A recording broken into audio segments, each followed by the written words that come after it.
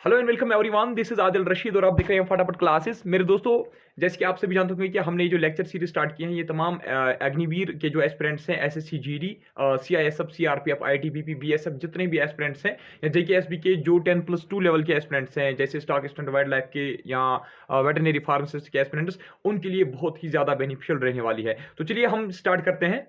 कल हमने कहाँ तक पढ़ा था? हमने कल पढ़ा था कि फर्स्ट यूरोपियन कंट्री जो यहाँ आई थी वो थी पुर्तगीज की कंट्री, यानी कि पुर्तगाल के लोग थे, उनके बारे में हमने कल पढ़ा और पुर्तगीज की कंपनीज के बारे में भी हमने पढ़ा। तो आज हम देखने वाले हैं कि पुर्तगीज के बाद कौन सी कंट्री भारत में आई थी। पुर्तगीज के बाद, पुर्तगाल के बाद ऐसी कौन सी यूरोपियन कंट्री थी जो भारत में आई थी? तो वो थी मेरे दोस्तों डच। ठीक है, ये डच जो है ना, ये डच कंपनी जो थी ये कहां की कंपनी थी? ठीक है, ये किस कंट्री से आ रहे थे? ठीक है, ये जो डच के लोग हैं जिनको हम डच ईस्ट इंडिया कंपनी के नाम से यहां पे जाना जाता था, तो ये जो डच के लोग हैं ये किस कंट्री से आए थे?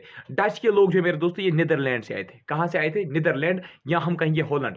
देखिए याद रखना, नीदरलैंड को ही हॉलैंड भी कहा जाता है, ये एक ही कंट्री है। Netherland is also known as Holland और you can see that Holland is also known as Netherland. तो ये जो डच के लोग हैं ये कहां से आए थे? ये नीदरलैंड से आए थे, या हम कहेंगे ये हॉलैंड से आए थे। देखिए, ये जो डच ईस्ट इंडिया कंपनी जो है मेरे दोस्तों, ये कब बनी थी? डच ईस्ट इंडिया कंपनी बनी थी 1602 में। कब बनी? याद रखना आप, डच ईस्ट इंडिया कंपनी जो है मेरे दोस्तों, डच ईस्ट इंडिया कंपनी कब बनी? ये 1602 में बनती है डच ईस्ट इंडिया कंपनी। अब डच ईस्ट इंडिया कंपनी जो है इसको हम भारत में जो लोग हैं वो इसको कहते थे डच ईस्ट इंडिया कंपनी। लेकिन जो डच के लोग हैं ना, यानी कि जो नीदरलैंड के लोग हैं, जो हॉलैंड के लोग हैं, वो इस कंपनी को क्या कहते थे? यानी कि हॉलैंड में डच ईस्ट इंडिया कंपनी को किस नाम से जाना जाता था? वहां पे इस कंपनी को कहा जाता था विरनिच ऑस्ट इंडिस्ची। क्या उसको कहा जाता था? विरनिच ऑस्ट इंडिस्ची कंपैग्नी। क्या कहा जाता था वहां पे? विरनिच ऑस्ट इंडिस्ची कंपैग्नी, या हम कहेंगे सिंपली वीओसी, उसको वहां पे कहा जाता था। नेदरलैंड में डच ईस्ट इंडिया कंपनी को क्या कहा जाता था? नेदरलैंड में डच ईस्ट इंडिया कंपनी को कहा जाता था विरनिच ऑस्ट इंडिस्ची कंपैग्नी, या हम कहेंगे वीओसी। देखिए नेक्स्ट पॉइंट है, बहुत इंपॉर्टेंट पॉइंट है। जो डच ईस्ट इंडिया कंपनी है मेरे दोस्तों, इन्होंने अपनी पहली फैक्ट्री यहां पे भारत में स्टैब्लिश कब की? इन्होंने भारत में पहली फैक्ट्री कब बनाई? 1605 में बनाई। लेकिन अगर आपसे यह पूछा जाएगा कि इन्होंने, जो डच ईस्ट इंडिया कंपनी है, इन्होंने पहली फैक्ट्री किस जगह बनाई? वो उन्होंने मसूलीपट्टनम में बनाई। कहां पे? मसूलीपट्टनम में बनाई। यानी कि डच ईस्ट इंडिया कंपनी ने अपनी पहली फैक्ट्री 1605 में बनाई। कहां पे? मसूलीपट्टनम में। और उसके बाद उन्होंने बहुत सारी कंपनीज बनाई, जैसे उन्होंने पुलिकैट में फिर 1610 में एक फैक्ट्री बनाई। ठीक है, चिनुसोरा में भी बनाई, पटना में, कसिम बाजार में बनाया, कोचिन में बनाया, और बाकी जगहों पे भी अपनी फैक्ट्रीज एस्टैब्लिश की। लेकिन पहली फैक्ट्री इन्होंने एस्टैब्लिश कब की? 1605 में। डच ईस्ट इंडिया कंपनी ने अपनी पहली फैक्ट्री 1605 में एस्टैब्लिश की। कहां पे? मसूलीपट्टनम में। ये आपको याद रखना है। उसके बाद पुलिकैट में उन्होंने कब की एस्टैब्लिश? 1610 में उन्होंने पुलिकैट में अपनी फैक्ट्री एस्टैब्लिश की। लेकिन पहली फैक्ट्री कहां पे थी इनकी? मसूलीपट्टनम में। ठीक है, अच्छा, इनका जो फर्स्ट परमानेंट ट्रेडिंग पोस्ट था, याद रखिएगा, अगर आपसे पूछा जाएगा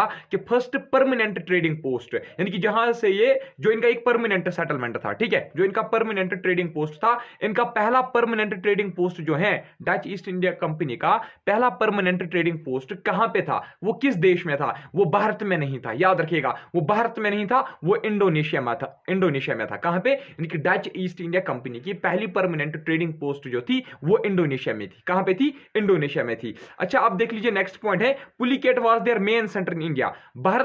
भारत में डच ईस्ट इंडिया कंपनी का जो मेन सेंटर था, डच ईस्ट इंडिया कंपनी का जो मेन सेंटर भारत में था ना, तो वो कहां पे था? वो था पुलिकैट में। कहां पे? पुलिकैट, यहां पे उनका मेन सेंटर था। लेकिन क्या होता है 1690 में फिर ये पुलिकैट उनका मेन सेंटर नहीं रहता है, फिर उनका मेन सेंटर बनता है नागापट्टनम। क्या बनता है? नागापट्टनम फिर उनका मेन सेंटर बनता है। यानी कि 1690 तक डच ईस्ट इंडिया कंपनी का जो मेन सेंटर था भारत में वो था पुलिकैट। ठीक है, लेकिन पुलिकैट को फिर 1690 में रिमूव कर दिया गया। यानी कि 1690 के बाद अब नागापट्टनम जो है वो इनका मेन सेंटर बना। क्या बना? वो इनका अब मेन सेंटर बना। याद रखना। नेक्स्ट है, दे डिफीटेड पुर्तगीज इन 1663। हां, देखिए, जो डच वाले हैं ना, डच वाले यानी कि जो हॉलैंड वाले थे, ठीक है, जो नीदरलैंड वाले थे, डच ईस्ट इंडिया कंपनी जो थी, उन्होंने पुर्तगीज के लोगों को, पुर्तगीज वाले ऑलरेडी यहां पे आए थे ना उनसे पहले ही, तो उन्होंने डच लोगों ने क्या किया? उन्होंने पुर्तगीज कंपनी को यहां पे क्या किया? डिफीट किया। कब डिफीट किया? 1663 में। और जब ये इनको 1663 में डिफीट करते हैं पुर्तगीज के लोगों को, और ये यहां पे एक फोर्ट बनाते हैं जिसको क्या नाम रखा जाता है? Fort Williams. कहां पे बनाते हैं फोर्ट विलियम्स? कोचिन में। तो आप याद रखिएगा 1663 में क्या होता है, जो डच ईस्ट इंडिया कंपनी है वो किनको हरा देती है, वो किनको डिफीट देती है, पुर्तगीज के लोगों को। और जब ये उनको हरा देती हैं तो उनके उसके बाद जो डच ईस्ट इंडिया कंपनी है ये यहाँ पे एक फोर्ट बनाती है जिसका नाम रखा जाता है फोर्ट विलियम्स। और ये फोर्ट विलियम्स ये कहां पे बनाते हैं, डच वाले कोचिन में। ठीक है, नेक्स्ट है, अच्छा जो डच ईस्ट इंडिया कंपनी है इन्होंने एक बैटल भी लड़ी। ठीक है, बैटल ऑफ बिदारा, याद रखिएगा बैटल ऑफ बिदारा मेरे दोस्तों कब हुई, 1759, आप याद रखना 1759, आप याद रखना 1759 में क्या होता है, बैटल ऑफ बिदारा होता है। कहां पे होता है बैटल ऑफ बिदारा, याद रखिएगा ये, हाँ ये किन के बीच में होता है, ये ब्रिटिश और डच लोगों के बीच में होता है। तो यहां पे किसकी जीत होती है, याद रखिएगा यहां पे डच लोगों की जीत होती है। किनकी होती है, डच लोगों की जीत, सॉरी ये जो बैटल ऑफ बिदारा होती है ना जो 1759 में होती है, ये ब्रिटिश और डच के बीच में होती हैं। लेकिन यहां पे कौन जीतती हैं, यहां पे ब्रिटिश वाले जीतते हैं। कौन जीते हैं, ब्रिटिश वाले जीतते हैं। यानी कि इसका मतलब है कि बैटल ऑफ बिदारा के बाद ये जो डच ईस्ट इंडिया कंपनी है इनका कंट्रोल भारत में क्या हो गया, वीक हो गया। ठीक है, इनका पावर जो है भारत में, इनका जो कब्जा है वो वीक हो गया। यानी कि अब यहां पे ब्रिटिशर जो है वो डोमिनेट होने लगे, अब ब्रिटिशर्स पावर में आने लगे। और इनको याद रखिएगा 1759 के बाद डच वालों को टोटली भारत से एक्सपेल किया गया, यानी कि उनको टोटली भारत से बाहर निकाला गया। यानी कि इनके हाथ में फिर कोई भी कंट्रोल नहीं रहा, इनके हाथ में फिर कोई भी टेरिटरी नहीं थी। ठीक है, 1759 में क्या होता है, बैटल ऑफ बिदारा होता है। याद रखना बैटल ऑफ बिदारा कब हुई थी, 1759 में। किसके बीच में, ब्रिटिश और डच के बीच में। किसने जीता, ब्रिटिशर्स ने। ये याद रखना है, बैटल्स पे आपको क्वेश्चंस पूछे जाते हैं। देखिए अब बैटल ऑफ बिदारा में किन की विक्ट्री हुई, इंग्लिश वालों की, यानी कि अंग्रेजों की, यानी कि इंग्लैंड कंट्री की। ठीक है, इंग्लिश ब्रिटेन बोलो ब्रिटिश बोलो एक ही बात है। ठीक है, अच्छा देखिए एक सेकेंड, अच्छा देखो अब चल रही है वीडियो। हाँ देखिए अब कौन आए, अब इंग्लिश वाले आए, इंग्लिश ईस्ट इंडिया कंपनी अब आएगी। इंग्लिश यानी कि इंग्लैंड के लोग आएंगे। अब कौन आएंगे, इंग्लैंड के लोग। ठीक है, अब इंग्लैंड के लोग आएंगे। चलिए अब हम देखते हैं वो क्या करेंगे। यहां पे देखिए इंग्लिश ईस्ट इंडिया कंपनी जो है मेरे दोस्तों, इंग्लिश ईस्ट इंडिया कंपनी जो है वो कब इस्टेब्लिश हुई, वो 1599 में इस्टेब्लिश होती है। याद रखिएगा इंग्लिश ईस्ट इंडिया कंपनी, मैं इसको शॉर्ट फॉर्म में ऐसे लिखता हूं, इंग्लिश ईस्ट इंडिया कंपनी जो है मेरे दोस्तों ये कब इस्टेब्लिश हुई, ये 1599 में इस्टेब्लिश हुई। कब हुई, 1599 में English East India company establish होती है। लेकिन Dutch English East India company कब इस्टेब्लिश हुई थी, 1602 में। याद रखिएगा, ठीक है। तो इंग्लिश ईस्ट इंडिया कंपनी कब इस्टेब्लिश हुई, 1599 में। अब ये भी आप याद रखना, ये जो इंग्लिश ईस्ट इंडिया कंपनी है ये किसने बनाई थी, ये मर्चेंट्स का एक ग्रुप था। क्या था, यानी कि बिजनेसमैन का एक ग्रुप था। ठीक है, मर्चेंट्स का एक ग्रुप था, बिजनेस जो कर रहे थे, ठीक है, जो ट्रेड कर रहे थे, इंपोर्ट एक्सपोर्ट कर रहे थे, उनका एक ग्रुप था। ठीक है, मर्चेंट्स का एक ग्रुप था, उन्होंने ही इंग्लिश ईस्ट इंडिया कंपनी बनाई। कब, 1599 में। और ये जो ग्रुप ऑफ मर्चेंट्स था ना, जिन्होंने ये इंग्लिश ईस्ट इंडिया कंपनी बनाई, उनको मर्चेंट एडवेंचरर्स कहते थे। क्या कहा जाता था उनको, मर्चेंट एडवेंचरर्स उनको कहा जाता था। यानी कि ग्रुप ऑफ मर्चेंट्स जिन्होंने इंग्लिश ईस्ट इंडिया कंपनी बनाई, उस ग्रुप ऑफ मर्चेंट्स को क्या कहा जाता था, मर्चेंट एडवेंचरर्स। तो हम ये भी कह सकते हैं ना कि इंग्लिश ईस्ट इंडिया कंपनी जो है ये मर्चेंट एडवेंचरर्स ने बनाई थी। लेकिन कब बनाई थी, 1599 में बनाई थी। रिवाइज भी साथ साथ में करते हैं। अगर ये पूछा गया डच ईस्ट इंडिया कंपनी कब बनाई गई, वो 1602 में बनाई गई थी। डच वाले लोग कहां से आए थे, नेदरलैंड से आए थे, हॉलैंड से आए थे। अच्छा, इंग्लिश वाले लोग कहां से आए थे, ब्रिटेन से आए थे, इंग्लैंड से आए थे, यूके से आए थे। ठीक है, next, before establishment of this company, ये कंपनी तो एस्टैब्लिश हुई 1599 में, ये तो मर्चेंट एडवेंचरर्स ने बनाई। लेकिन इस कंपनी को एस्टैब्लिश करने से पहले क्या हुआ था, एक इंग्लिश मर्चेंट आया, यानी कि इंग्लैंड का ही एक मर्चेंट आया। ये कंपनी बनाने से पहले ही एक इंग्लिश मर्चेंट यहां आया था, भारत आया था। उस मर्चेंट का नाम क्या था, जॉन मिल्टन हॉल। क्या उसका नाम था, जॉन मिल्टन हॉल उसका नाम था। जॉन मिल्टन हॉल एक इंग्लिश मर्चेंट था जो इंग्लिश ईस्ट इंडिया कंपनी के बनने से पहले ही भारत आया था। कहां आया था, भारत आया था। वो कहां से आया था, क्या वो समंदर के रूट से आया था, नहीं। याद रखना, वो पहला ऐसा यूरोपियन था, वो पहला ऐसा इंग्लिशमैन था जो भारत पहुंचा। किस रूट से, सी रूट से नहीं, जो लैंड रूट से आया। कहां से, अगर आपसे यह पूछा गया कि ये बताइए ऐसा पहला कौन सा यूरोपियन था, ऐसा पहला कौन सा इंग्लिशमैन था जो भारत आया लेकिन लैंड रूट से, सी रूट से तो हमें पता है वास्को दा गामा आया पहले, ठीक है, लेकिन लैंड रूट से पहले कौन आया? लैंड रूट से पहले इंग्लैंड का एक बंदा आया जिसका नाम क्या था? जिसका नाम जॉन माइल्डन हॉल था। जॉन माइल्डन हॉल क्यों आया था यहाँ पे? ये भी एक क्या था? ये एक मर्चेंट था, ठीक है, ये एक इंग्लिश मर्चेंट था, ये ट्रेड करने के लिए आया था, ठीक है। ये किसके लिए आया था? ये भारत आया था इसीलिए कि ये चाहता था कि हम भारत के साथ, मैं भारत के साथ ट्रेड करूंगा। ये तो ऑलरेडी एक मर्चेंट था, बिजनेसमैन था, ठीक है। ये भी कब आया था? 1599 में ये खुद आया था, ठीक है। 1599 में ही इंग्लिश ईस्ट इंडिया कंपनी बनने से पहले जॉन माइल्डन हॉल भारत आया था ट्रेड करने के लिए। लेकिन फिर ये 1599 में ही, ठीक है, फिर 1599 में ही क्या बनती है? ये इंग्लिश ईस्ट इंडिया कंपनी भी बनती है। लेकिन याद रखना, कंपनी बनने से पहले यही आया था। कौन? John Mildenhall. और ये भी याद रखना, फर्स्ट मैन था ये इंग्लिश मैन जो भारत पहुंचा लैंड रूट से, ठीक है। अच्छा, आप देख लीजिए, फिर ये जो इंग्लिश ईस्ट इंडिया कंपनी बनाई गई, ठीक है, ये तो गवर्नमेंट ने नहीं बनाई, ये एक प्राइवेट थी। हम ये मान के चलेंगे कि ये क्या थी? ये एक प्राइवेट कंपनी थी। क्या थी ये एक प्राइवेट कंपनी थी, ठीक है, क्योंकि इसको मर्चेंट्स ने बनाया, इसको गवर्नमेंट ने नहीं बनाया, ठीक है।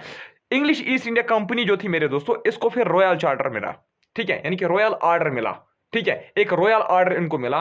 क्या किसने दिया ये रॉयल चार्टर? यानी कि परमिशन, हम बोलेंगे रॉयल परमिशन इनको मिली, ठीक है। तो ये रॉयल परमिशन इनको किसने दी थी? ये जो प्राइवेट कंपनी थी, ये जो मर्चेंट एडवेंचर्स ने ये कंपनी बनाई, इनको फिर चार्टर दिया गया, इनको फिर परमिशन दी। किसने परमिशन दी? क्वीन एलिजाबेथ फर्स्ट ने। क्वीन एलिजाबेथ फर्स्ट जो इंग्लैंड की थी, उसने क्या दिया? इनको परमिशन दिया, रॉयल चार्टर पेश किया। किनको किनको सौंप दिया रॉयल चार्टर? ये जो इंग्लिश ईस्ट इंडिया कंपनी थी। किस लिए? और इस चार्टर के मदद से इनको परमिशन मिला, इस इंग्लिश ईस्ट इंडिया कंपनी को परमिशन मिला कि वो क्या करें, कि वो ईस्ट के साथ ट्रेड कर सकते हैं 15 सालों के लिए। समझा देता हूं, घबराने की जरूरत नहीं है। देखिए, इंग्लैंड यहां पे पड़ता है, ठीक है, इंडिया जो है, इंडिया उसके यहां पे पड़ता है, ठीक है, ये इंग्लैंड है, ये इंडिया है। अब आप ही बताओ, इंडिया जो है, इंडिया इंग्लैंड के ईस्टर्न साइड पे पड़ता है या वेस्टर्न साइड पे पड़ता है? इंग्लैंड के, हाँ, इंग्लैंड के किस साइड पे इंडिया पड़ता है? भारत जो है वो इंग्लैंड के किस साइड पे पड़ता है? ईस्टर्न साइड पे, ठीक है। तो इसीलिए उस चार्टर में ये लिखा गया था कि आप ईस्ट के साथ ट्रेड कर सकते हो। ईस्ट यानी कि आप भारत के साथ ट्रेड कर सकते हो, आप इंडोनेशिया के साथ ट्रेड कर सकते हो, आप श्रीलंका के साथ ट्रेड कर सकते हो। लेकिन उसमें श्रीलंका इंडोनेशिया नहीं लिखा गया था, उसमें भारत का लिखा गया था, ठीक है, कि आप ईस्ट के साथ, ठीक है। इंडोनेशिया भी आता था उसमें, ईस्ट में इंडोनेशिया भी आता था, भारत भी आता था, ठीक है। लेकिन श्रीलंका के साथ उतना ज्यादा ट्रेड नहीं हो रहा था उस टाइम पे, क्योंकि वहां पे तो उस टाइम पे क्रॉप्स की कल्टीवेशन वगैरह जिस तरीके से भारत में हो रही थी, उस तरीके से वहां पे नहीं थी, ठीक है। तो यानी कि ये जो चार्टर मिला, ये किसने दिया? क्वीन एलिजाबेथ फर्स्ट ने। किसको दिया? इंग्लिश ईस्ट इंडिया कंपनी को। किस लिए दिया? और इस चार्टर की मदद से इनको परमिशन मिली कि वो 15 सालों तक भारत के साथ, इंडोनेशिया के साथ, ईस्ट के साथ ट्रेड कर सकते हैं, ठीक है। और अगर ये पूछा गया, इंग्लिश ईस्ट इंडिया कंपनी जो है, इंग्लिश ईस्ट इंडिया कंपनी को चार्टर कब मिला, रॉयल चार्टर कब दिया गया? क्वीन एलिजाबेथ फर्स्ट ने royal charter English East India company को कब दिया? 1600 में, याद रखना। लेकिन ईस्ट इंडिया कंपनी पहले ही बनी थी 1599 में, फिर एक साल बाद इनको चार्टर मिला, ठीक है। अच्छा, इंग्लिश ईस्ट इंडिया कंपनी जो है मेरे दोस्तों, इस कंपनी को क्या कहा जाता था? It was also known as the governors and company of merchants of London trading into East Indies. ये इसका एक बहुत लंबा नाम था, ठीक है। इंग्लैंड जो है ना, ब्रिटिशर्स इस इंग्लिश ईस्ट इंडिया कंपनी को किस नाम से जानते थे? The governors and company of merchants of London trading into East Indies. ये बहुत बड़ा एक लंबा नाम था इस कंपनी का वहां पे, ठीक है। लेकिन हम यहाँ पे सिंपली बोलते थे English East India company.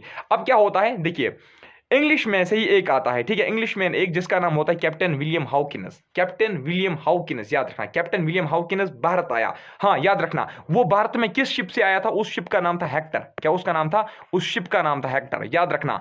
Captain William हाउकिनस, ये इसमें पीडीएफ में नहीं लिखा गया है, लेकिन मैं आपको ऐसे ही लिख के रखता हूं यहाँ पे, ये आप नोट करना ये पॉइंट, कि जो कैप्टन विलियम हाउकिनस है मेरे दोस्तों, वो किस शिप से भारत आया था? वो हेक्टर शिप से आया था। किससे? हेक्टर शिप से। अच्छा, जो कैप्टन विलियम हाउकिनस है मेरे दोस्तों, ये जहांगीर के कोर्ट में आता है। जहांगीर कौन था? जो मुगल एक एम्पायर था, मुगल बादशाह था, ठीक है। ये जहांगीर के कोर्ट में आता है कब? 1609 में। अब आप बताओगे, ये जो कैप्टन विलियम हाउकिनस है, ये जो इंग्लिश मैन है, ये भारत क्यों आता है? ये भारत आता है परमिशन लेने के लिए। किस चीज की परमिशन ये मांगता है जहांगीर को? जहांगीर को ये बोलता है कि मुझे आप एक फैक्ट्री इस्टेब्लिश करने दीजिए। कहां पे? अपने भी आपका जो भारत है, आपकी जो टेरिटरी है, अपनी टेरिटरी में, कहां पे? सूरत, ये इसको साथ में बोलता भी है, कैप्टन हाउकिन्स इसको बोलता है कि सूरत में आप मुझे परमिशन दीजिए कि मैं सूरत में एक फैक्ट्री स्टैब्लिश कर पाऊं। लेकिन क्या होता है, याद रखिएगा, कैप्टन विलियम हाउकिन्स जो है ये जहांगीर के कोर्ट में 2 साल रहता है। कब? 1609 से लेकर 1611 तक जो कैप्टन विलियम हाउकिन्स है ये जहांगीर के कोर्ट में रहता है, ठीक है। और याद रखना उसके बाद एक फार्मन हम कहेंगे एक रॉयल ऑर्डर, ठीक है, एक रॉयल ऑर्डर पेश करता है, ठीक है, एक रॉयल ऑर्डर निकालता है। कौन? यानी कि बादशाह जो है, मुगल एम्पायर जो है, जहांगीर जो है, वो एक फार्मन, वो एक परमिशन देता है, रॉयल परमिशन देता है। किसको? हाँ, किसको देता है? इंग्लिश वालों को, ठीक है। वो इंग्लिश ईस्ट इंडिया कंपनी को क्या देता है? एक रॉयल परमिशन देता है। कौन देता है? जहांगीर जो है वो इंग्लिश ईस्ट इंडिया कंपनी को एक फार्मन देता है, एक रॉयल परमिशन देता है, और वो उनको कहता है कि आप फैक्ट्री बनाओ। कहां पे? आप सूरत में फैक्ट्री बना सकते हो, यानी कि वो इनको आप परमिशन देता है। कब? 1613 में। 1613 में empire Jahangir English East India company को परमिशन देता है कि आप सूरत में जो है आप सूरत में फैक्ट्री स्टैब्लिश कर सकते हो। तो याद रखिएगा, इंग्लिश ईस्ट इंडिया कंपनी जो है मेरे दोस्तों, उन्होंने अपनी पहली फैक्ट्री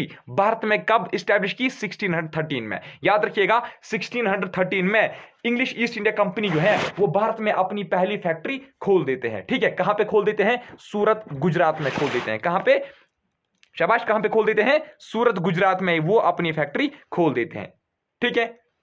ये कुछ नहीं है यहाँ पे। नेक्स्ट है फिर, हाँ, सर थॉमस रो, ये भी इंग्लिश ही था, ये भी एक इंग्लिश मैन था। सर थॉमस रो ये भारत आया कब? 1615 में। याद रखिएगा, सर थॉमस रो जो है ये भारत कब आया? ये भारत 1615 में आया। ये आया था एज एम्बेसडर, ठीक है, याद रखना। सर थॉमस रो जो है ये आया था as ambassador of James first, यानी कि इसको जेम्स फर्स्ट ने भेजा था। जेम्स फर्स्ट कहां का था? इंग्लैंड का था। जेम्स फर्स्ट ने इसको अपनी तरफ से भेजा। कहां पे? जहांगीर के कोर्ट में, ठीक है। किस लिए भेजा? सर थॉमस रो को किस लिए भेजा गया था जहांगीर के कोर्ट में? इसलिए कि वो वहां से परमिशन लाए। किस चीज के लिए? To trade and erect factories in different parts of the empire. 1613 में तो पहले ही जहांगीर ने इनको अफार्मेंट प्रोवाइड किया था कि आप सूरत में जो है फैक्ट्री स्टैब्लिश करो। लेकिन अब सर थॉमस रो को भेजता है कौन? James first as ambassador. कहां पे? जहांगीर के कोर्ट में। और वो इस बार इसलिए भेजता है, इस बार वो जहांगीर को बोलता है कि आप हमें बाकी जो टेरिटरीज हैं, बाकी जो पोर्शन है आपकी टेरिटरीज के, वहां पे भी फैक्ट्री जो है वो इस्टेब्लिश करने दीजिए हमें, ठीक है। और अपने साथ, यानी कि आपकी जो टेरिटरीज हैं, हम आपकी टेरिटरीज के साथ ट्रेड करना चाहते हैं, इंपोर्ट एक्सपोर्ट करना चाहते हैं। समझ आ रहा है? प्लीज दोस्तों, आगे बढ़ने से पहले आपसे एक बहुत ही बड़ी रिक्वेस्ट है कि ये बाकी एस्पिरेंट्स के साथ भी शेयर करो। देखिए, मैं देख रहा हूँ कि व्यूज जो है 100 आ रहे हैं, 200 आ रहे हैं, 200 नहीं आ रहे, 100 ही अभी आ रहे हैं। तो ऐसा लग रहा है कि अभी एस्पिरेंट्स बहुत कम आ रहे हैं। आपको पता होगा अग्निवीर के इस वक्त लगभग 10,000 से भी ज्यादा एस्पिरेंट्स इस वक्त अग्निवीर के लिए, जो मतलब सीरियस होंगे, जो अग्निवीर के लिए पढ़ते होंगे। तो वो कहाँ है फिर? आपने जब वीडियो शेयर ही नहीं किया तो वो बेचारे कहाँ पढ़ेंगे, ठीक है। बहुत सारे गरीब बच्चे होते हैं। देखिए, हम अगर चाहते, हम इस वक्त इतने सारे ऑफर्स मुझे मिल रहे थे, ऑफलाइन पे भी, ऑनलाइन भी, एप्लीकेशंस पे, कि आप पेड कोर्स चलाओ। किसके लिए?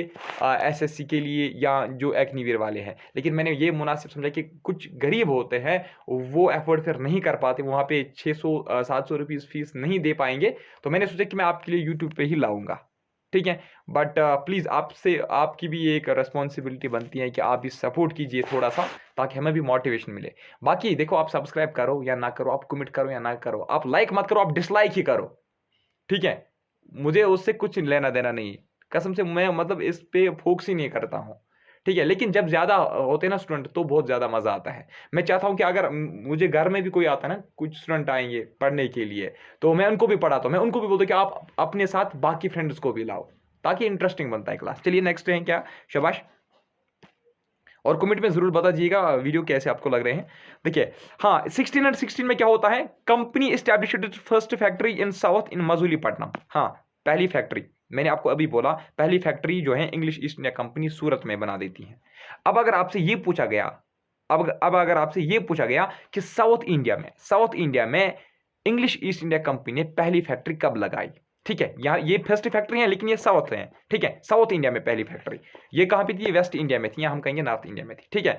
पहली फैक्ट्री जो थी सूरत की ही थी, 1613 में वो स्टैब्लिश की गई थी। लेकिन सेकंड फैक्ट्री जो है मेरे दोस्तों, सेकंड फैक्ट्री जो है वो इंग्लिश ईस्ट इंडिया कंपनी ने कहाँ पे स्टैब्लिश की? वो इन्होंने मसूलीपट्टनम में स्टैब्लिश की। और याद रख लीजिएगा, ये जो सेकंड फैक्ट्री इन्होंने स्टैब्लिश की ना मसूलीपट्टनम में, ये साउथ इंडिया की ये इंग्लिश ईस्ट इंडिया कंपनी की साउथ इंडिया में पहली फैक्ट्री बनी, यानी कि साउथ इंडिया में अभी तक इन्होंने कोई फैक्ट्री मत इस्टेब्लिश की थी। ये जो इन्होंने मसूलीपट्टनम में फैक्ट्री इस्टेब्लिश की, ये इनकी पहली साउथ इंडियन फैक्ट्री बनी, किनकी? इंग्लिश ईस्ट इंडिया कंपनी वालों की। ठीक है, ओवरऑल अगर हम देखेंगे तो ये सेकंड फैक्ट्री थी। इन 1633 it established it's first factory in east India in, अरे अरे अरे अरे अरे अरे एक सेकंड। हाँ, अब क्या होता है 1616, सॉरी एक सेकंड, ये ठीक नहीं चल रहा है इस वक्त। 1633 में क्या होता है, जो इंग्लिश ईस्ट इंडिया कंपनी होती है मेरे दोस्तों, जो इंग्लिश ईस्ट इंडिया कंपनी होती है, क्या करती हैं, ये ईस्ट इंडिया में यानी कि ईस्टर्न साइड ऑफ इंडिया में, ईस्टर्न कोस्ट पे ये पहली फैक्ट्री बना देती हैं। कहां पे? हरिहरपुर, बिलासपुर, उड़ीसा में। यानी कि पहली जो ईस्टर्न फैक्ट्री थी इंग्लिश ईस्ट इंडिया कंपनी वालों की, वो कहां पे थी? वो उड़ीसा में बनाई गई। देखिए, वेस्टर्न साइड पे उन्होंने सूरत में बनाई, साउदर्न इंडिया में उन्होंने पहली मसूलीपट्टनम में बनाई, ईस्टर्न इंडिया में जो इनकी पहली फैक्ट्री थी वो कहां पे थी? हरिहरपुर, बिलासपुर, उड़ीसा में। ठीक है, ये एक ही जगह है। उसके बाद क्या करते हैं, ये जो है ना इंग्लिश वाले, ये धीरे धीरे अपना कब्जा पूरा जमाना चाहते थे भारत के ऊपर। ठीक है, फिर लास्ट पे जमाया भी, आप पढ़िए आगे आगे। English East India company acquired Bombay. अब बॉम्बे की बात आती है। इंग्लिश ईस्ट इंडिया कंपनी क्या करती है, ये बॉम्बे को लेती है। किससे? चार्ल्स सेकंड से। ठीक है, ऑन लीज, लीज आपको पता नहीं कि रेंट पे हम कहेंगे। ठीक है, रेंट पे लेते हैं कौन? इंग्लिश ईस्ट इंडिया कंपनी वाले जो हैं, ये चार्ल्स सेकंड को बोलते हैं कि आपको जो बॉम्बे दिया गया है, डाउरी में जो आपको बॉम्बे दिया गया है, पढ़ाया था मैंने आपको प्रीवियस लेक्चर में, है ना, इसको डाउरी में मिली थी चार्ल्स सेकंड को। ठीक है, क्योंकि पुर्तगीज के किंग की जो सिस्टर थी, उसने शादी की थी किसके साथ? चार्ल्स सेकंड के साथ। फिर चार्ल्स सेकंड को बॉम्बे जो है डाउरी में मिला, है ना, बोला था मैंने आपको। अब इंग्लिश ईस्ट इंडिया कंपनी वाले क्या थे? चार्ल्स सेकंड तो यहाँ से इंग्लैंड का ही था, ये तो जाहिर सी बात है, ये तो इंग्लैंड को सपोर्ट करेगा ही। तो अब ये क्या करते हैं, इंग्लिश ईस्ट इंडिया कंपनी वाले जो है ये बहुत चालाक थे। इन्होंने सोचा कि हम चार्ल्स सेकंड से क्या करेंगे, बॉम्बे को लीज पे लेंगे, यानी कि रेंट पे लेंगे। अब ये क्या करना चाहते थे, बॉम्बे में भी अपनी फैक्ट्री जो है एस्टैब्लिश करना चाहते थे।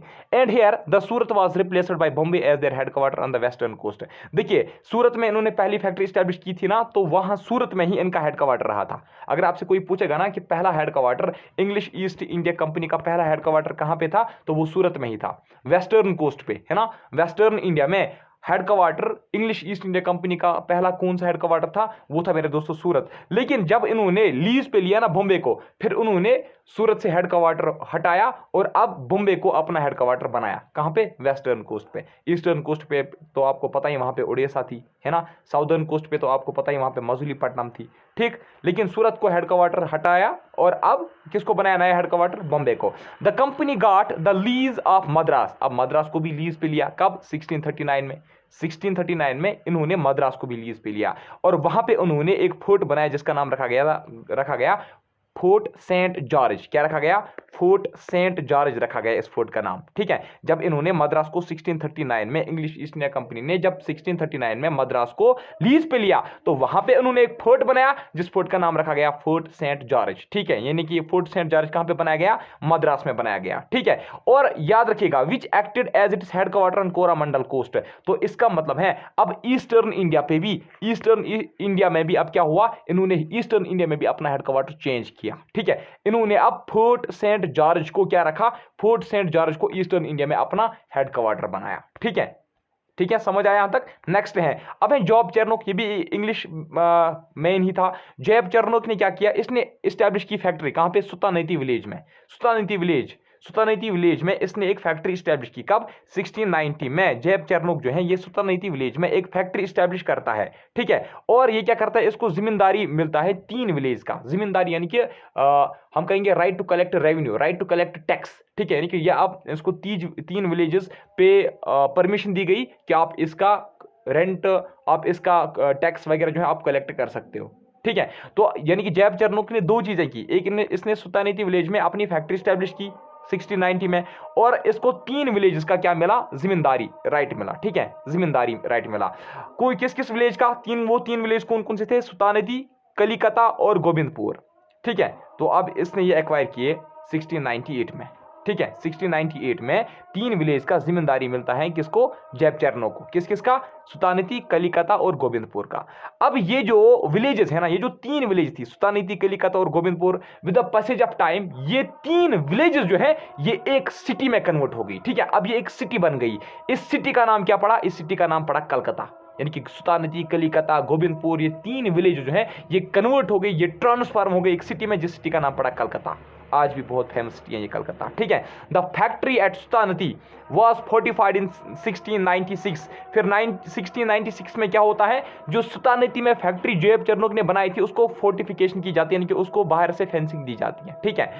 And was named as Fort Williams in 1700। यानी कि ये सुतानीति फैक्ट्री जो जैप चेरनो ने बनाई थी, इसको जब 1696 में फोर्टिफिकेशन की गई, बाहर से उसको फेंसिंग में लगाई गई, तो उसके बाद इस फैक्ट्री का नाम चेंज किया गया। इस फैक्ट्री का नाम रखा गया फोर्ट विलियम्स। कब? 1700 में इसका नाम फिर पड़ा फोर्ट विलियम्स। नेक्स्ट है मेरे दोस्तों, इन 1717 जॉन सुरमन, ये भी एक इंग्लिशमैन ही था, इसने एक फॉरमन यानी हम कहेंगे एक रॉयल परमिशन, एक रॉयल ऑर्डर इसने हासिल किया। किससे? मुगल एम्पायर जिसका नाम था फुरुखसियार। यानी कि फुरुखसियार ने 1717 में जॉन सुरमन को एक फॉरमन प्रोवाइड किया, यानी कि हम कहेंगे एक रॉयल परमिशन उसको दी। किसके लिए? Which give large concessions to the company, जो इंग्लिश ईस्ट इंडिया कंपनी को बहुत ज्यादा डिस्काउंट दे रही थी, कंसेशंस दे रही थी, ट्रेड कर रहे थे। यानी कि कंसेशन कैसे देती?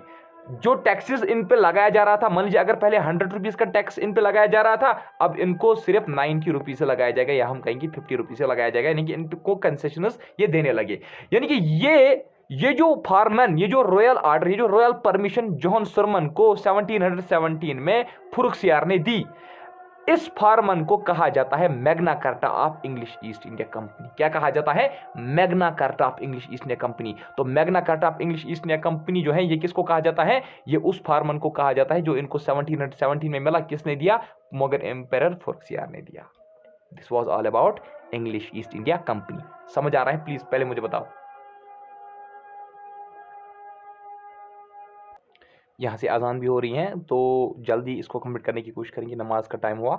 देखिए इसके बाद डेनीज आते हैं। कौन आते हैं? डेनीज। अब आप बोलोगे सर ये डेनीज किस कंट्री से आए थे? डेनीज तो कोई कंट्री है ही नहीं। डेनीज याद रखिएगा मेरे दोस्तों, डेनीज जो है ना ये डेनमार्क से आए थे। ठीक है, डेनमार्क से जो लोग आए थे उनको डेनीज कहा जाता था। ये डेनीज भारत में कब आए? ये 1616 में आए। ठीक है, डेनीज के लोग जो हैं ये भारत कब पहुंचे? 1616 में। और ये भी याद रखना मेरे दोस्तों, जो डेनीज ईस्ट इंडिया कंपनी है, जो डेनीज ईस्ट इंडिया कंपनी है मेरे दोस्तों, ये कब बनी थी? ये 1616 में बनी। कब? ये 1616 में बनी थी। एक पॉइंट में एक्स्ट्रा ऐड करना चाहूंगा, ये जो डेनिश है ना इसको डेनिश ईस्ट इंडिया कंपनी भी कहा जाता था। डेनिश ईस्ट इंडिया कंपनी जो है इसको डेनिश ईस्ट इंडिया कंपनी भी कहा जाता है। इसको धनिश नहीं पढ़ना आप, ठीक है। ये डेनिश ईस्ट इंडिया कंपनी है, ठीक है। डेनिश ईस्ट इंडिया कंपनी या डेनिश ईस्ट इंडिया कंपनी जो कब बनी थी? 1616 में बनी थी। अच्छा, ये जो डेनिश ईस्ट इंडिया कंपनी है मेरे दोस्तों, इन्होंने अपने सेटलमेंट्स कहां पे एस्टैब्लिश किए? कि इन्होंने अपनी फैक्ट्रीज वगैरह कहां पे एस्टैब्लिश की थी? त्रनक्यूबर में। त्रनक्यूबर कहां पे? तमिलनाडु में। और सिरमपुर, सिरमपुर कहां पे? बंगाल में, यानी कि तमिलनाडु और बंगाल, यानी कि तेरनकुबर और सिरमपुर में इन्होंने क्या किया? तेरनकुबर और सिरमपुर में इन्होंने अपने सेटलमेंट्स बनाए थे।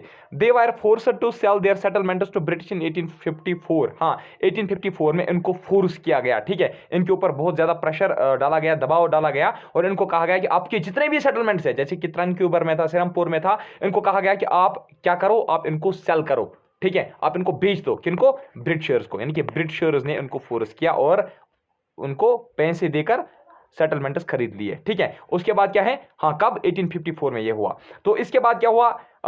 जो डेनीज थे, जो Danish English East India company थी, उन्होंने निकोबार आइलैंड में जो इनको कुछ राइट्स मिले थे, ठीक है, इनको कुछ राइट्स मिले थे निकोबार आइलैंड में, मतलब ट्रेड करने के, वहां पे फैक्ट्री स्टैब्लिश करने के, वहां पे रहने के लिए उनको राइट्स मिले थे। फिर उनको ये निकोबार आइलैंड में जो राइट्स मिले थे ना, ये भी इन्होंने सेल किए। किनको? ब्रिटिशर्स को। कब? 1868 में। 1854 में सेटलमेंट सेल किए, 1868 में निकोबार आइलैंड के राइट सेल हुए। उसके बाद आई फ्रेंच कंपनी। कौन आई? फ्रेंच की company. French east India company जो है मेरे दोस्तों, इसको कहा जाता था फ्रांस में। फ्रेंच वाले कहां से आए थे? फ्रांस से आए थे, जाहिर सी बात है। फ्रेंच हम उनकी कहते हैं ना। फ्रेंच ईस्ट इंडिया कंपनी जो है मेरे दोस्तों, इसको वहां पे फ्रांस में क्या कहते थे? उसको फ्रांस में कहते थे कंपैग्नी डिस इंडीज ओरिएंटलिस, ठीक है। कंपैग्नी डिस इंडीज ओरिएंटलिस, इसको कहां पे कहा जाता था? फ्रांस में। किसको? फ्रेंच ईस्ट इंडिया कंपनी को। अच्छा, जो फ्रेंच ईस्ट इंडिया कंपनी जो है मेरे दोस्तों, कब बनी थी? 1664 में बनी थी। किसने बनवाई थी? ये कॉलबर्ट ने बनवाई थी। किसके अंडर बनाई थी? किसके रीन के दौरान बनाई थी? लुईस 14 के दौरान। ठीक है, लुईस 14 जो है ये फ्रांस का एक क्या था, हम कहेंगे वहां का एक बादशाह था। ठीक है, तो यानी कि फ्रेंच ईस्ट इंडिया कंपनी जो है ये कॉलबर्ट ने बनाई थी, लेकिन अंडर पैट्रोनेज, यानी कि इसको किसका सपोर्ट मिला? किसके रीन के दौरान इसने बनाई? लुईस 14 किंग के दौरान। ठीक है। अच्छा, ये जो फ्रेंच ईस्ट इंडिया कंपनी है मेरे दोस्तों, इसको क्रिएट भी गवर्नमेंट ने किया, स्टेट यानी कि हम कहेंगे स्टेट यानी कि गवर्नमेंट ने। ठीक है, फाइनेंस भी उसी ने किया, पैसा भी वही खर्च कर रहा था, कंट्रोल भी वही कर रहा था। क्रिएट, फाइनेंस और कंट्रोल इसने, यानी कि सब कुछ कौन कर रहा था? कंट्रोल इसका कौन कर रहा था? फ्रेंच की गवर्नमेंट, फ्रेंच की स्टेट ही, यानी कि फ्रेंच का किंग ही इसको कर रहा था। ठीक है। फर्स्ट फ्रेंच फैक्ट्री जो है मेरे दोस्तों वो कहां पे स्टैब्लिश की गई? वो भी सूरत में ही स्टैब्लिश हुई। ठीक है, कब? 1668 में। लेकिन फर्स्ट फ्रेंच फैक्ट्री जो सूरत में स्टैब्लिश हुई, ये किसने वहां पे स्टैब्लिश की? ये किसने बनवाई? फ्रैंकोइस कैरन ने। अच्छा, अगर आपसे अब पूछा गया कि सेकंड फ्रेंच फैक्ट्री जो है मेरे दोस्तों वो भारत में कहां पे बनी? मसूलीपट्टनम में। किसने, कब बनाई गई? 1669 में बनाई गई। ठीक है। फाउंडेशन ऑफ पौंडीचेरी जो है मेरे दोस्तों, पौंडीचेरी जो है यूनियन टेरिटरी, इसकी फाउंडेशन किसने डाली? फ्रांसिस मार्टिन ने। फ्रांसिस मार्टिन कहां का था? ये भी एक फ्रेंच ही था, ये भी एक फ्रेंच ही था। ठीक है, कब? 1673 में पौंडीचेरी की फाउंडेशन डालता है कौन? फ्रांसिस मार्टिन, जो एक फ्रेंच होता है। ठीक है, उसके बाद ये जो है ना, जब पौंडीचेरी की फाउंडेशन डाली जाती है तो ये फिर फ्रेंच ईस्ट इंडिया कंपनी की यहां पे क्या बनती है? कैपिटल बनती है। ठीक है, इनकी जो मेन फैक्ट्री थी, ठीक है, इनकी जो बंगाल, हाँ अगर हम बंगाल की बात करेंगे, बंगाल साइड में, बंगाल टेरिटरी में जो फ्रेंच की मेन फैक्ट्री थी वो कहां पे थी? वो चंद्रानगर में थी। कहां पे थी? चंद्रानगर में। और फ्रेंच ईस्ट इंडिया कंपनी जो है इन्होंने मही, यनम, कराईकाल को एक्वायर किया, यानी कि कब्जा किया। कब? 1739 में उन्होंने मही, यनम, कराईकाल को भी कब्जा किया। उसके बाद क्या होता है? डुप्लीकस जो है मेरे दोस्तों, डुप्लीकस याद रखना, डुप्लीकस जितने भी फ्रेंच गवर्नर्स आए उनमें से जो सबसे जबरदस्त, जो ताकतवर, जो ब्रेव था, वो था फ्रेंच गवर्नर्स में से वो था डुप्लीकस। ये ग्रेटेस्ट था। क्या था? ये ग्रेटेस्ट गवर्नर था फ्रेंच का। ठीक है। अच्छा, याद रखना, ये जो डुप्लीकस है ना, Dupleix is also known as pioneer of subsidiary alliance in India. Dupleix is also known as pioneer of subsidiary alliance in India. अब नेक्स्ट पॉइंट ये है, नमाज पढ़ के मैं आया, पास रखा था। डुप्लीकस अराइव्ड इंडिया इन 1742। डुप्लीकस जो है फ्रेंच गवर्नर था, भारत कब पहुंचा? 1742 में। लेकिन जब वो आया ना, डुप्लीकस जब यहाँ आया ना भारत में, तो उसके यहाँ आने के बाद जो राइवलरीज हैं, जो लड़ाइयाँ हैं, जो कन्फ्लिक्ट्स हैं, वो स्टार्ट हो गए। एंग्लो फ्रेंच कन्फ्लिक्ट, यानी कि फ्रांस और इंग्लैंड, ठीक है, यानी कि फ्रेंच ईस्ट इंडिया कंपनी और इंग्लिश ईस्ट इंडिया कंपनी के बीच में लड़ाइयाँ जो हैं वो स्टार्ट हुई। कैरनेटिक वार्स स्टार्ट हुए। कैरनेटिक वार्स में आपको कल बताऊंगा इसके बारे में। ठीक है, तो लास्ट पे क्या होता है कि ये जो कैनेटिक वार्स होते हैं इसमें डिफीट ही मिलती हैं। किनको? इसमें डिफीट मिलती है फ्रेंच लोगों को। तो यानी कि यहाँ पे इंग्लिश फिर अपना जो है डोमिनेंस दिखाता है, कंट्रोल करता है भारत को। ठीक है, यानी कि इनको वो यहाँ से फिर भगाता है। किनको? फ्रेंच वालों को इंग्लिश यहाँ से फिर भगाता है। कब? जब कैनेटिक वार्स होता है, जब एंग्लो फ्रेंच वार्स होते हैं। ठीक है। अच्छा, याद रखिएगा, डुप्लीकस के आने से पहले भी ये थोड़ा सा कमजोर हो चुके थे। कौन? फ्रेंच। यानी कि 1742 से पहले ही मैंने आपको बोला कि डुप्लीकस आने के बाद यहाँ पे लड़ाइयाँ शुरू हुई और ये फिर कमजोर हुए। ठीक है, लेकिन ये तो जाहिर सी बात है कि डुप्लीकस के आने के बाद ही उनको यहाँ से भागना पड़ा फिर। ठीक है, इनको फिर कंप्लीटली यहाँ से निकाला गया, टोटली निकाला गया। लेकिन डुप्लीकस आने से पहले भी थोड़ा सा था यहाँ पे, फ्रेंच जो है वो वीक हो चुके थे। लेकिन यहाँ पे डुप्लीकस से पहले आए थे दो गवर्नर, एक का नाम था लिनोयर और दूसरे का नाम था डुमास। ये दोनों के दोनों क्या थे? फ्रेंच गवर्नर्स थे। ये दो जो फ्रेंच गवर्नर्स थे, डुप्लीकस से पहले भी जब ये वीक होने लगी थी English French east India company, तो ये जो दो गवर्नर्स थे इन्होंने रिवाइव किया फ्रेंच पावर को, यानी कि इन्होंने फ्रेंच पावर को स्ट्रॉन्ग किया। किसने? लिनोयर और डुमास ने। 1720 से लेकर 1742 के बीच में ये जो दो गवर्नर्स आए, लिनोयर और डुमास, इन्होंने फ्रेंच पावर को भारत में रिवाइव किया। अगर आपसे पूछा जाएगा कि फ्रेंच पावर को भारत में रिवाइव किसने किया 1720 से लेकर 1742 तक, तो वो किया लिनोयर और डुमास ने। दोनों के दोनों क्या थे? French governor. लेकिन इसके बाद जब डुप्लीकस आया 1742 में, ठीक है, यानी कि 1742 के बाद कॉन्फ्लिक्ट शुरू। डुप्लीकस के आने के बाद ही इनको यहां से डिफीट मिली, भारत में फाइनल डिफीट इनको मिली। चलिए आज की इस वीडियो में इतना ही। पहले मुझे बताइए कमेंट सेक्शन में ज़रूर बताना प्लीज़ कि आज का वीडियो आपको कैसा लगा। आप देख सकते हो कितनी मेहनत करनी पड़ती है, हैंड रिटन नोट्स बनाने पड़ते हैं, डिफरेंट सोर्सेज देखने पड़ते हैं, मेरा टाइम जाता है। मैं खुद यूपीएससी की प्रिपरेशन कर रहा हूँ। यहाँ से मुझे दिसंबर में इग्नू का एग्ज़ाम है, मेरा फाइनल ईयर है। और एग्ज़ाम पता है किस तरीके से हैं, 3 तारीख को एक है, दूसरे पेपर फिर 4 तारीख को, फिर 5-6, बीच में कोई भी गैप नहीं है। आप समझ सकते हो कि इतने कठिन समय में मैं फिर भी आपके लिए क्लास बनाता हूँ। तो प्लीज़ आपसे एक रिक्वेस्ट रहेगी कि सभी दोस्तों के साथ अपना ये जो वीडियो है ये शेयर कीजिए। चलिए बाय बाय, ठीक है, थैंक यू वेरी मच।